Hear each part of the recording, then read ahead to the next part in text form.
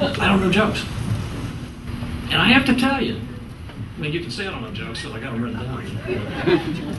I got to tell you, I got wound up about this, worried about it. Couldn't sleep at night. A couple of mornings ago, my wife said, "Boy, you had a rough night last night." I said, why do you say that? She said, "Well, first you lied on one side of the bed, and then you lied on the other side of the bed. And bingo, I had it. Congress, White House, lies. Now, that's where the jokes are. So, we're going to talk about White House, President Obama, and Congress. Take President Obama. Please, take President Obama. No, actually, he's really a smart guy. I mean, first black president, well, second black president, but I guess that's between Hillary and Michelle.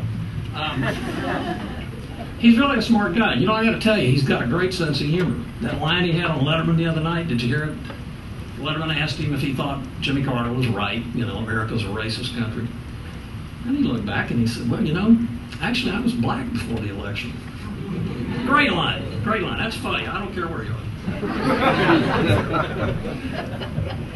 He's a smart guy. He's got this Washington politician thing down pat. He's got to. I mean, how else can you explain a guy who one day can say, "You know, I really don't want to micromanage the auto industry. That's not why I'm here." And then the next day he says, "Okay, Wagner, your ass is out of here. You're fired." And you Chrysler people, how much Italian do you know? That's a guy that understands politics. He's got the appointments thing down, too. I mean, this Hillary Clinton as Secretary of State, that's brilliant. Secretary of State.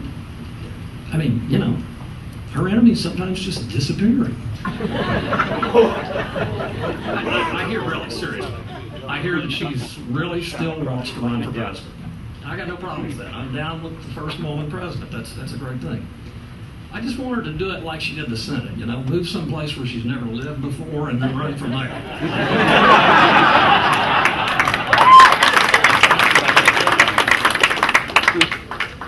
Geez, this is working pretty good. Okay. The healthcare thing. He's got this healthcare down thing down. You know, he says things like, "You're gonna get to keep your doctor." And we all look at him and say, "Yeah, wink, wink, we know. That's Washington talk." Let me tell you about the future of healthcare. I had a vision about it. I want you to think about your doctor of the future. Assistant, district, associate, sometimes secretary of the Department of Human Health and Services. He's going to be standing there, he's going to be looking at his BlackBerry at his daily schedule. And it'll be something like this. 9 o'clock, brain surgery. That'll go till about 11. That'll give me some time for a quick lunch. 1 o'clock, emergency double bypass. That's good. I'll have to have that finished by 2:30 though, because I've got to chair that meeting of the Intergovernmental Task Force on learning the management efficiencies from the Cash for Clunkers program. That's your future. There's going to be a different language for medical stuff too. You don't know this, but I'm going to tell you. No more of this indecipherable stuff, you know, that only the doctors understand. It's going to be a new language. Let me give you some examples. Artery. That's where the nurses go to look at painting and stuff, you know. Bacteria. That's when you come in the rear door of the food court at the hospital. Cesarean section. This is my ethnic joke. That's the Italian section of town, you know. Dilate. He lived a long, long life.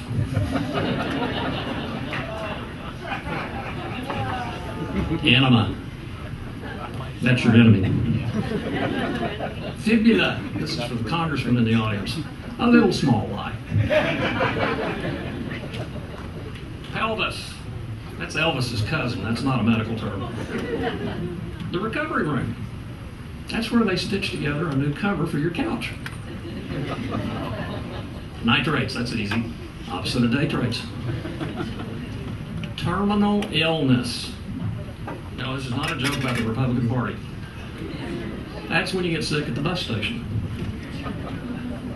This is kind of getting a little slow. I had some really good momentum. Tumor, I'll have another couple of those chicken wings, please.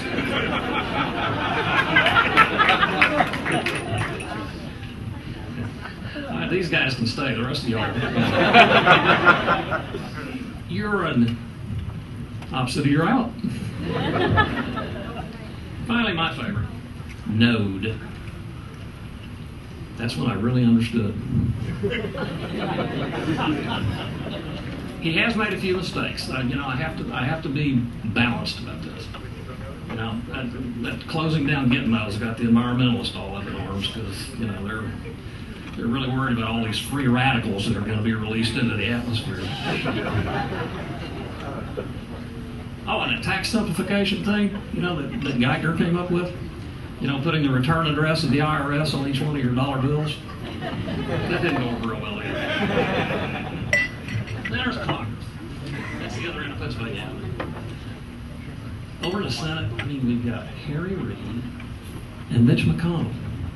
Boy, now there's the joy boys for good government, I'll tell you. I look at these two guys, they look just alike. I look at them and I think, they've got to be fraternal twins.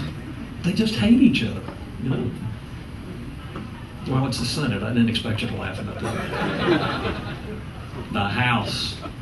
The biggest, worst-kept secret in Washington. John Boehner and Barack Obama smoke like fiends. They don't even agree on, do you smoke the first pack before breakfast or after? Boy, this Pelosi thing better work real good. Then there's Nancy Pelosi. God, that poor woman. Every time I've seen her since November of 2006, every news photo I see, she's like this. I couldn't understand. Why does a woman always look amazed? And then I figured it out. Before the election in 2006, she told everybody in the world, we're going to drain the swamp of Republican corruption. The night of the election, that aide whispered in her ear, hey, Nancy, now you got to do it. That's when she knowed she was in trouble.